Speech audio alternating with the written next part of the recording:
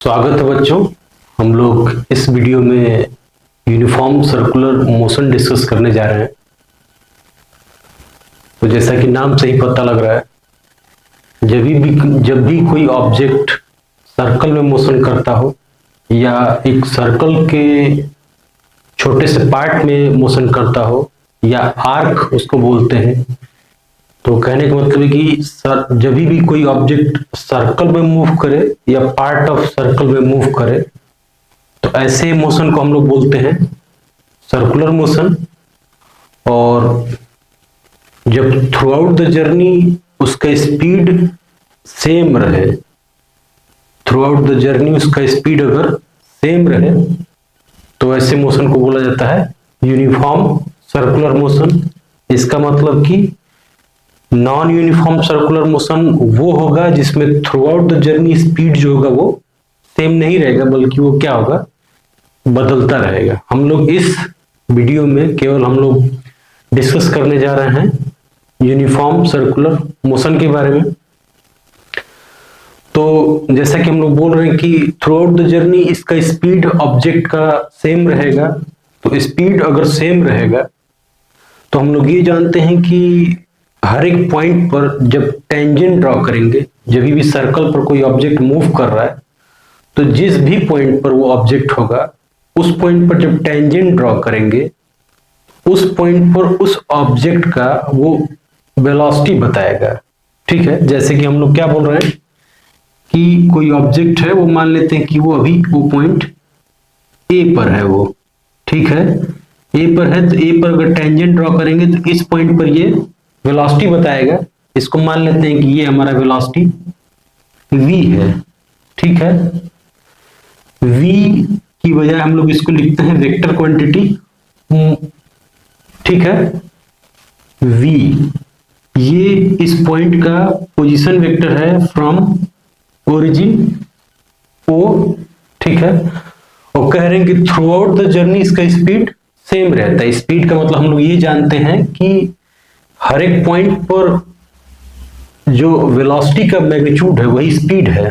ठीक है, और वो सेम रहेगा। यही यूनिफॉर्म सर्कुलर मोशन का मतलब है कि वेलोसिटी बदलेगा क्योंकि डायरेक्शन बदल रहा है, तो मैग्नीट्यूड उसका सेम रहेगा हमेशा, लेकिन डायरेक्शन बदल रहा है इसलिए वेलोसिटी डिफरेंट रहेगी। तो इस पॉइंट पर वेलोसिटी v है एंड आफ्टर सर्टेन टाइम ये पहुंच जाता है पॉइंट b पर। ठीक है, तो इस पर अभी इसकी वेलोसिटी क्या हो जाएगी, यहां पर टेंजेंट ड्रॉ करते हैं, ये हो जाएगा वेलोसिटी v डैश। ये होगा इस पॉइंट पर परपेंडिकुलर, OB पर परपेंडिकुलर होगा। किसी भी पॉइंट पर वेलोसिटी बताने के लिए हमें क्या करना है, उस गिवन पॉइंट पर या जो भी ट्रैजेक्टरी है उस पर हम लोग टेंजेंट ड्रॉ करते हैं। सर्कल पर टेंजेंट ड्रॉ करेंगे तो ये जो रेडियस है, रेडियस वेक्टर या पोजीशन वेक्टर जो है, इस पर ये परपेंडिकुलर होगा। और इतने दूर में मानते हैं कि इसने एंगल ट्रेवल किया होगा, वो थीटा ट्रेवल किया होगा। OA को हम लोग पोजीशन वेक्टर इसको दिखाते हैं भाई पोजीशन वेक्टर r, इस OB को दिखाते हैं पोजीशन वेक्टर r डैश। ठीक है, हम लोग ये बोल रहे हैं क्योंकि ये यूनिफॉर्म सर्कुलर मोशन है, इसीलिए क्या होना चाहिए कि v डैश इसका जो मॉड है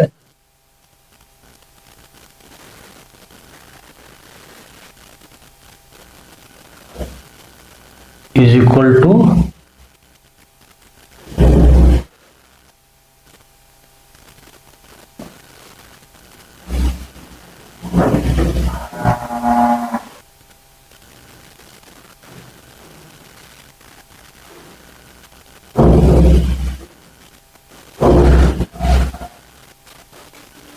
हम लोग क्या बोल रहे हैं कि क्योंकि ये मोशन यूनिफॉर्म सर्कुलर मोशन है तो velocity at each point will be different, क्योंकि डायरेक्शन बदल रहा है। लेकिन इसका अगर मैग्नीट्यूड लेंगे वेलोसिटी का, इस पॉइंट पर जो वेलोसिटी है, ए पर जो वेलोसिटी है, इसका मैग्नीट्यूड लेंगे और इसका जो मैग्नीट्यूड लेंगे, वो दोनों क्या होगा, सेम होगा।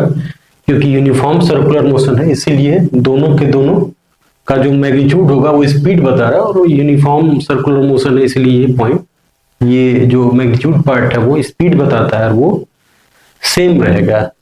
तो क्योंकि वेलोसिटी बदल रही है लगातार, स्पीड इसका सेम है, मतलब मैग्नीट्यूड तो इसका सेम है लेकिन डायरेक्शन बदल रहा है, इसलिए हम लोग बोल रहे हैं कि वेलोसिटी बदल रही है।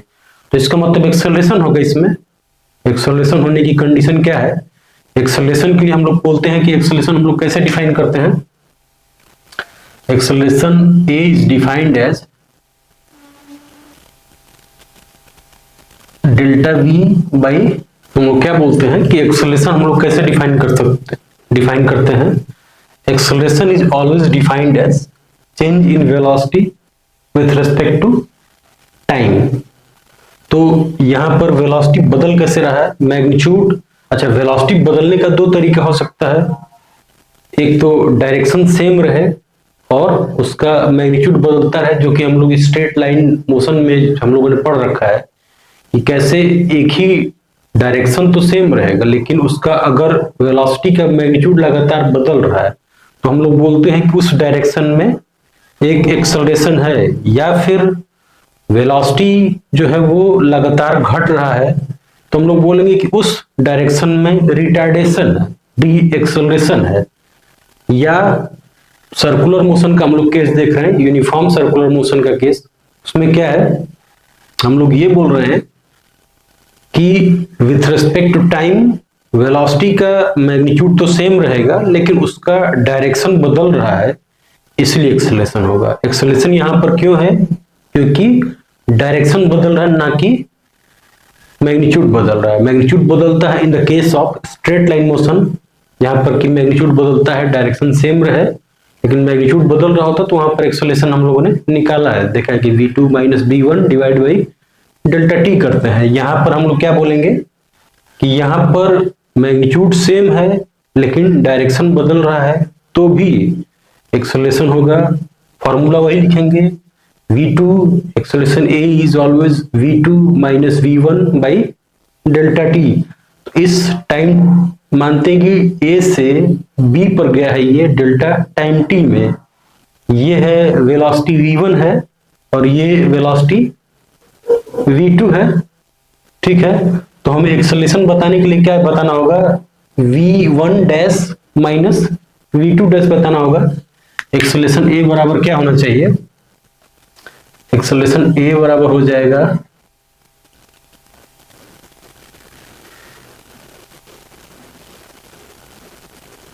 v2 माइनस v1 और डिवाइडेड बाई डेल्टा t लिखेंगे, और v2 यहां पर क्या है? v2 is v dash minus v divided by delta t। क्यों ऐसा कर रही है सब? ठीक है, होपफुली भैंसों की आवाज भी आ रही है। ठीक है, v dash minus v divided by delta t। अब इस डायग्राम से हम लोग देखते हैं तो r पर v परपेंडिकुलर है, r डैश पर v dash is always perpendicular. तो हम लोग जो फाइंड आउट करना चाहते हैं डेल्टा v जो होगा ये हम लोग बोले कि ये जो क्वांटिटी है यहां पर, ये जो पॉइंट है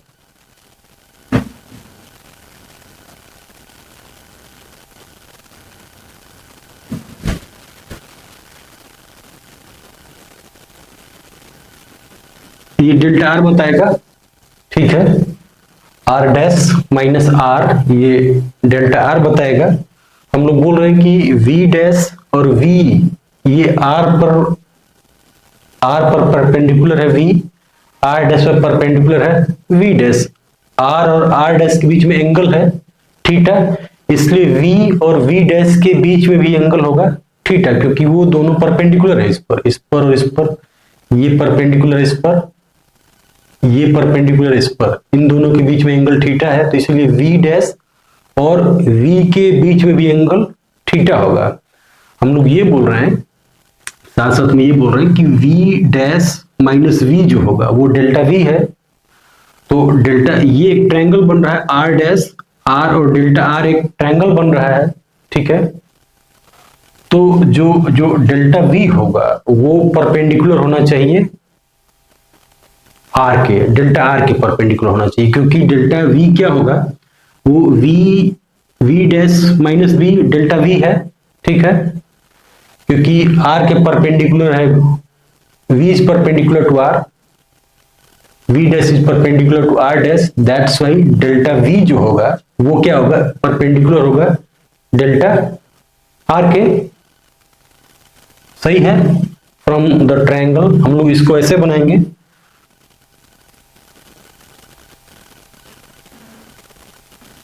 ठीक है।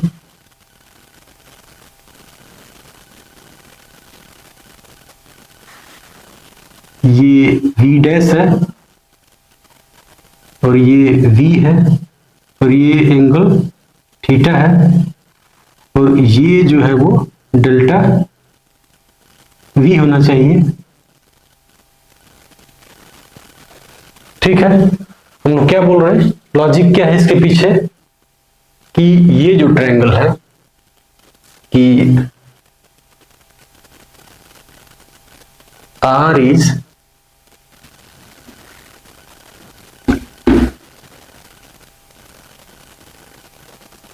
is perpendicular to V and R dash is perpendicular to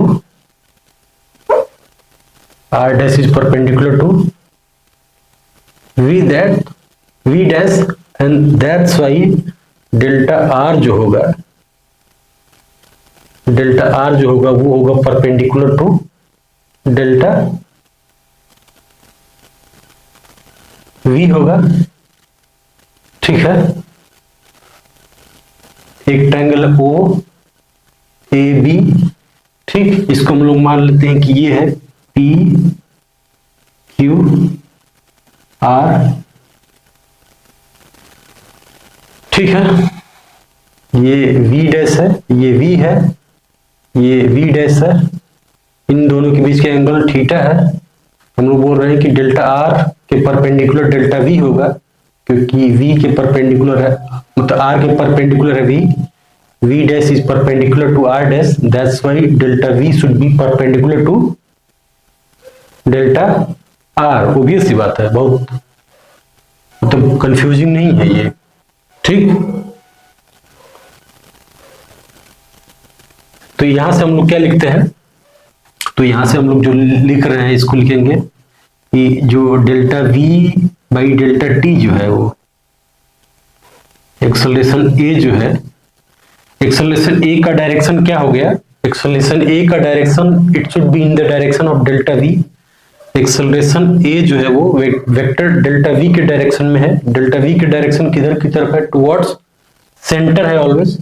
तो ये जो एक्सेलरेशन A है इसका डायरेक्शन हमें निकल गया, इसका हमेशा क्या है, सेंटर की तरफ है,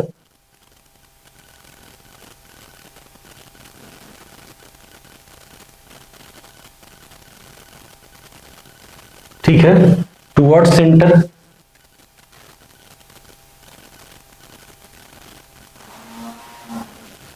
एक्सेलरेशन A का डायरेक्शन किधर है, टुवर्ड्स सेंटर है, और ये एंगल पर डिपेंड नहीं कर रहा है ये, ठीक है। अगर थीटा की वैल्यू अगर कम कर ले, थीटा की वैल्यू थोड़ा सा कम कर ले तो भी उसका डायरेक्शन वही रहेगा, क्योंकि ये डिपेंड नहीं कर रहा है। ये कम करेंगे, इसको थोड़ा और कम करेंगे तो देखते हैं कि मतलब ये भी उसी हिसाब से उसी प्रोपोर्शन में कम हो जाएगा, ठीक है। तो हम लोग ये देख रहे हैं कि अगर इसकी वैल्यू, थीटा की वैल्यू कम करते करते उसको अगर जीरो कर दिया जाए, ऑलमोस्ट जीरो कर दिया जाएगा, तो ये जो पोजीशन वेक्टर R है इसके परपेंडिकुलर वेलोसिटी V होगा, ठीक है। इस R के परपेंडिकुलर वेलोसिटी V होगा, तो अगर ये थीटा ऑलमोस्ट 10 to 0 हो जाएगा तो जो दूसरा V डैश है वो इसी लाइन पर आएगा, ऑलमोस्ट इसी लाइन पर आएगा। डेल्टा अगर थीटा 10 to 0 कर दिया जाए, यहाँ थीटा 10 to 0 अगर कर दिया जाता है 0 डिग्री, तो ये जो डेल्टा V, ये V डैश है वो ऑलमोस्ट इसी लाइन पर हो जाएगा, ठीक है।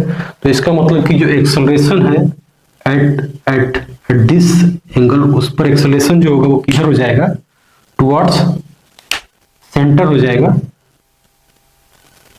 टुवर्ड्स सेंटर हो जाएगा। इससे पता लग रहा है कि थीटा की वैल्यू अगर एकदम से जीरो कर दिया जाएगा तो ये जो वेलोसिटी है, इस वेलोसिटी के परपेंडिकुलर ही टुवर्ड्स सेंटर होना चाहिए। इस डायग्राम से अगर थीटा की वैल्यू जीरो किया जाएगा तो ये जो दूसरा v डैश है वो ऑलमोस्ट इसी लाइन पर आ जाएगा, इसके परपेंडिकुलर टुवर्ड सेंटर होना चाहिए। तो ये जो इंस्टेंटेनियस एक्सेलरेशन है वो हमेशा सेंटर की तरफ है। एवरेज एक्सेलरेशन हम लोग ये निकाल रहे हैं, थीटा की वैल्यू मोर देन जीरो है या कुछ और ज्यादा वैल्यू है तो उस पर एवरेज एक्सेलरेशन निकाल रहे हैं, और वो भी देख रहे हैं कि वो भी क्या है, टुवर्ड्स सेंटर है। हम लोगों ने बोला कि acceleration is always towards centre, इसीलिए इस एक्सेलरेशन को हम लोग और बोलते हैं कि सेंट्रीपेटल एक्सेलरेशन है।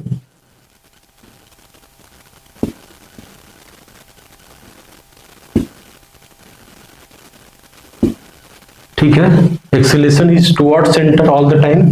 जब एंगल की वैल्यू जीरो लेंगे तो v के परपेंडिकुलर ये हो जाएगा। ठीक है, एवरेज में हमने ये देख लिया। तो हमने ये देखा कि ये जो एक्सेलरेशन है वो ऑलवेज टुवर्ड सेंटर है। तो हम लोग इसका मैग्नीट्यूड जानना चाहते हैं कि a का मैग्नीट्यूड क्या होगा। तो a का जो मैग्नीट्यूड होगा वो क्या होना चाहिए, वो delta v by delta t होना चाहिए। अब हमें डेल्टा v की वैल्यू यहां से फाइंड आउट करना है। एक ट्रायंगल है PQR और एक ट्रायंगल है OAB। ठीक है, दोनों के दोनों सिमिलर ट्रायंगल्स हैं क्योंकि एंगल सेम है, एंगल सेम है। ठीक है, और ये परपेंडिकुलर है इस पर, ये इस पर परपेंडिकुलर है, तो एंगल सेम है। एंगल सेम है तो हम लोग ये लिख सकते हैं कि डेल्टा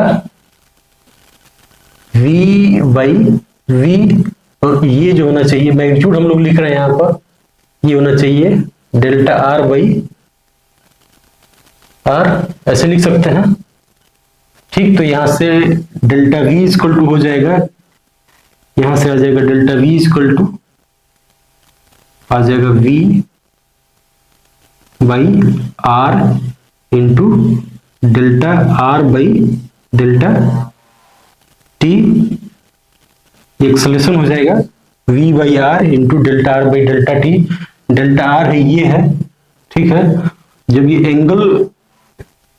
एंगल थीटा बहुत ही कम होगा तो डेल्टा r जो होगा वो AB हो जाएगा, ये आर्क हो जाएगा, ये वाला आर्क हो जाएगा AB।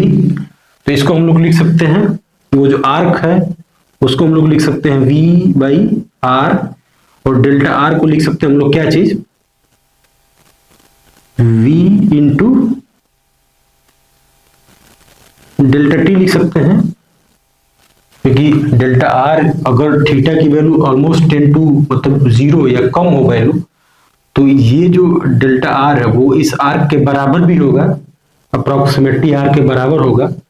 तो आर्क के AB के बराबर होगा, और speed through out the journey अगर v है तो उस स्पीड का जो डिस्टेंस होगा वो क्या होना चाहिए, v इंटू डेल्टा t होना चाहिए, डेल्टा r बराबर और डिवाइडेड बाई डेल्टा t हो जाएगा।